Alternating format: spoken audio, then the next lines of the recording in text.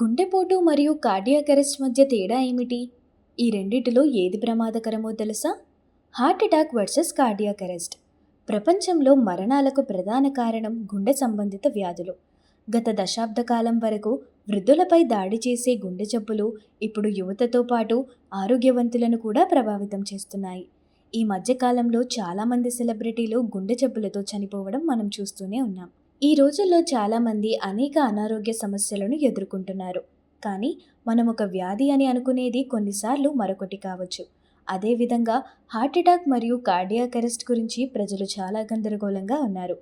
ఈ రెండిటి మధ్య తేడాను వారు నిజంగా గమనించరు. కానీ రెండిటి లక్షణాలు చాలా భిన్నంగా ఉంటాయి. అందువల్ల రెండిటి మధ్య వ్యత్యాసాన్ని గమనించడం ముఖ్యం. ఈ వ్యత్యాసాన్ని గమనించినప్పుడు ఒక వ్యక్తి జీవించే అవకాశాలు చాలా ఎక్కువగా ఉంటాయి.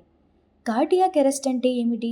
గుండె అకస్మాత్తుగా శరీరం చుట్టూ రక్తాన్ని పంప్ చేయడం ఆపివేయడాన్ని కార్డియాక్ అరెస్ట్ అంటారు. గుండె రక్తాన్ని పంప్ చేయడం ఆపివేసినప్పుడు మెదడు ఆక్సిజన్ను కోల్పోతుంది. రోగి శ్వాస తీసుకోవడంలో ఇబ్బంది కలిగి ఉంటాడు మరియు అపస్మారక స్థితికి చేరుకుంటాడు. గుండెపోటు అంటే ఏమిటి?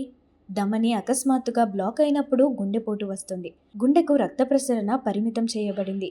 ఈ అడ్డంకి ప్రధానంగా కొరోనరీ ధమనులలో ఫలకం ఏర్పడటం వలన ఏర్పడుతుంది. రక్తం గడ్డకట్టినప్పుడు రక్త ప్రసరణ పూర్తిగా నిరోధించబడుతుంది. కార్డియాక్ అరెస్ట్ యొక్క లక్షణాలు అనేక కారణాల వల్ల కార్డియాక్ అరెస్ట్ సంభవించవచ్చు. వారిలో గుండెపోటు చాలా సాధారణం. కార్డియాక్ అరెస్ట్ కారణంగా రోగి అకస్మాత్తుగా డిజీ మరియు మూర్ఛపోతాడు. తేలికపాటి ఛాతీ నొప్పి, శ్వాస తీసుకోవడంలో ఇబ్బంది, అశాంతి, తల తిరగడం వంటి కొన్ని లక్షణాలు దాడికి ముందు కనిపిస్తాయి. గుండెపోటు లక్షణాలు. గుండెపోటు అకస్మాత్తుగా వచ్చినప్పటికీ దాని లక్షణాలు కనిపించడం ప్రారంభిస్తాయి. దీన్ని ఎప్పుడూ విస్మరించవద్దు. మొదట మైకము మొదలవుతుంది.